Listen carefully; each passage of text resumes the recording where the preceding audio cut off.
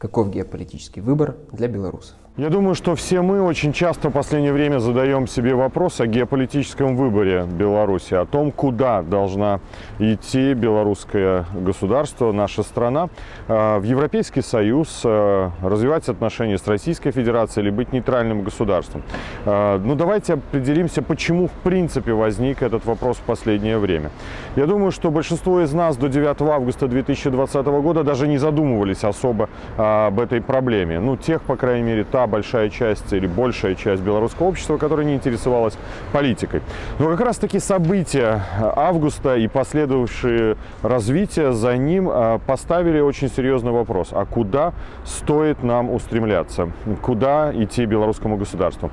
И во многом, кстати, это связано в том числе и с политикой восточного соседа. Ну, давайте проанализируем. Ведь когда мы начали выходить 9 августа 2020 года, мы не ставили вопрос о том, хотим мы быть в союзе с Российской Федерацией или хотим мы быть в союзе с Европой. Мы говорили о правах человека, о свободах. И это главное, то, что двигало нами, и, кстати, продолжает в том числе двигать. Но как раз-таки политика Кремля, которая разворачивается в эти дни, в том числе на наших глазах, в отношении Украины, а прежде всего в отношении нашей страны, вновь и вновь ставит вопрос о том, как мы это должны оценивать. Еще в 2014 году социологическое бюро Андрея Вардамадского говорило о том, что 65% белорусов высказываются за союзнические отношения с Российской Федерацией. Но уже в сентябре 2020 года, как раз после событий августа 2020 года, 51% белорусов поддерживал союзнические отношения с Российской Федерацией. Уже весной 2021 года их число уменьшилось до 40%.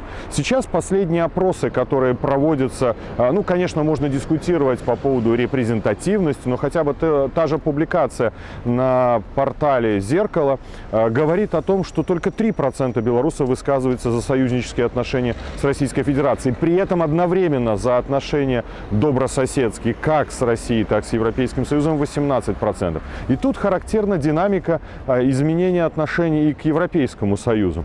Мы всегда где-то порядка 30% нашего общества высказывалось за то, чтобы развивать прежде всего отношения с Европейским Союзом. И вот эта цифра в последнее время начала расти. И последний опрос, да, опять же, нельзя его назвать социологическим, на портале «Зеркало» говорит, что уже 48% белорусов выступает за приоритетное развитие отношений с Европейским Союзом.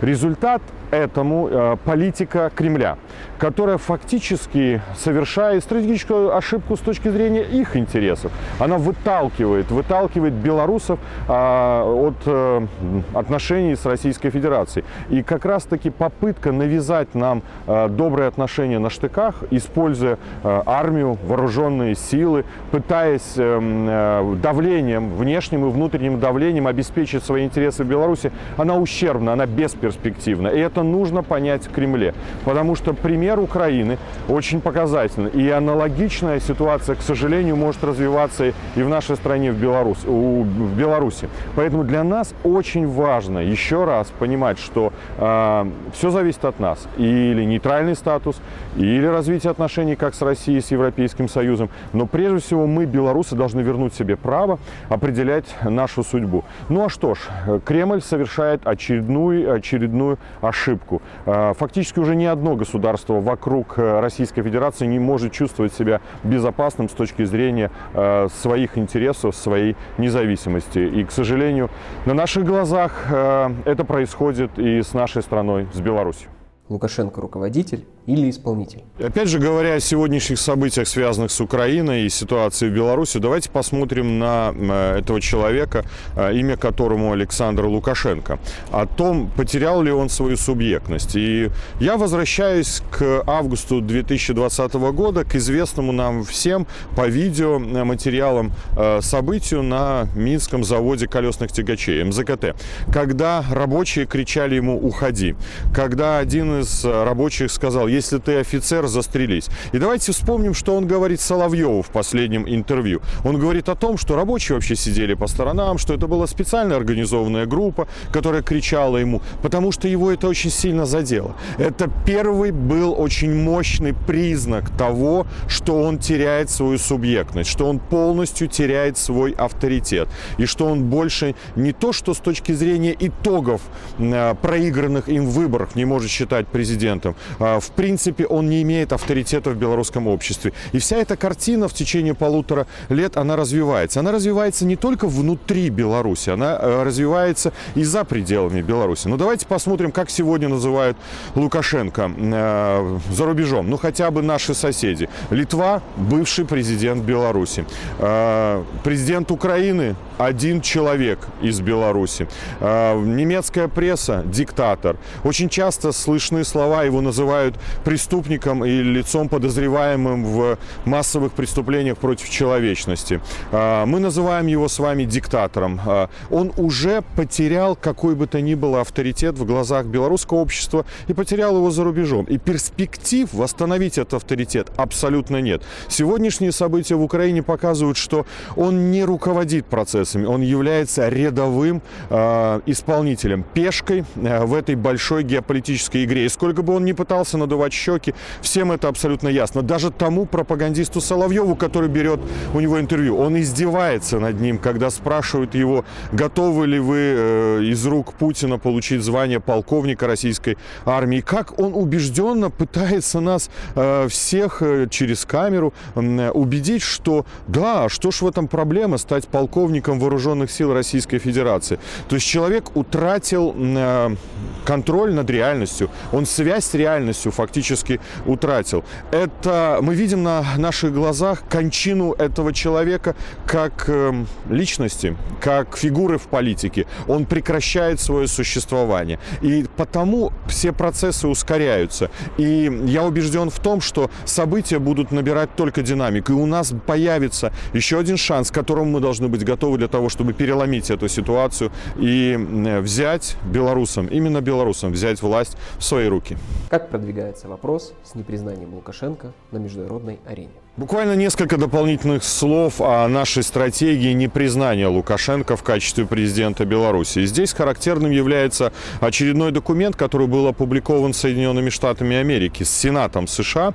Это поправки в ту резолюцию, которая была одобрена Сенатом еще 9 августа 2021 года. И в ней вновь подчеркивается, что Сенат США отказывается признавать Александра Лукашенко в качестве президента Беларуси. И это очень важно. Когда Соединенные Штаты говорят об этом, это открывает для нас дополнительные возможности давления на этот режим, лишения его финансовых ресурсов для финансирования тех массовых репрессий, которые он совершает в нашей стране. Очень важным является этот тезис с точки зрения предстоящего референдума. И вы знаете нашу стратегию демократических сил – идти и ставить 2 жирных креста. Кто хочет, пишите фамилию политического заключенного Владимира Мацкевича, который объявил голодовку и который сегодня страдает в тюрьме ради нас, ради правды, ради нашего будущего.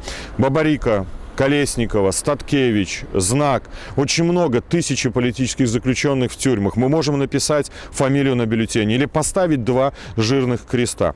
Кстати, характерно здесь и заявление Соединенных Штатов Америки, специального представителя Госдепартамента США госпожи Фишер, которая говорит, что Лукашенко не удастся при помощи референдума перевернуть страницу того ужаса, тех преступлений, которые совершил он и его режим и продолжает совершать, начиная с августа 2020 года. Давление со стороны США будет продолжено. Это и уголовное дело, связанное с захватом самолета Ryanair, обвинение, которое было предъявлено 4 представителям режима. Это и подача иска от имени граждан Беларуси польским адвокатам в Международный уголовный суд в Гааге. Мы будем только наращивать давление, мы не будем останавливаться. Мы должны прекратить это мракобесие в нашей стране. Как вы можете оценить позиции Беларуси Беларуси в международных рейтингах.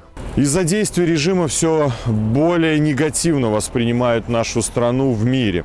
И имидж нашей страны, к сожалению, ухудшается. До тех пор, пока Лукашенко будет править Беларусью, ситуация не изменится. Давайте будем реалистами.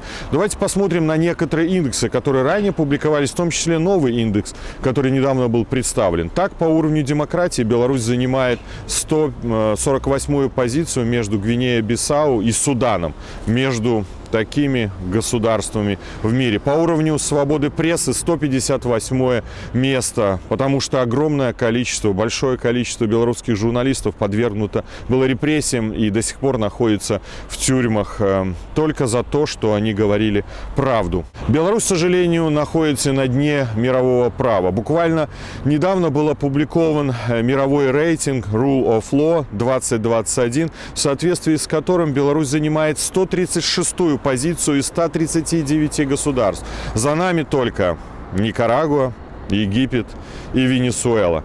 Как долго будет править этот режим, так больше мы будем опускаться на дно всех мировых рейтингов. А ведь не в рейтингах дело, в восприятии, в том числе нас, нашей страны. Поэтому только в наших руках изменить эту ситуацию.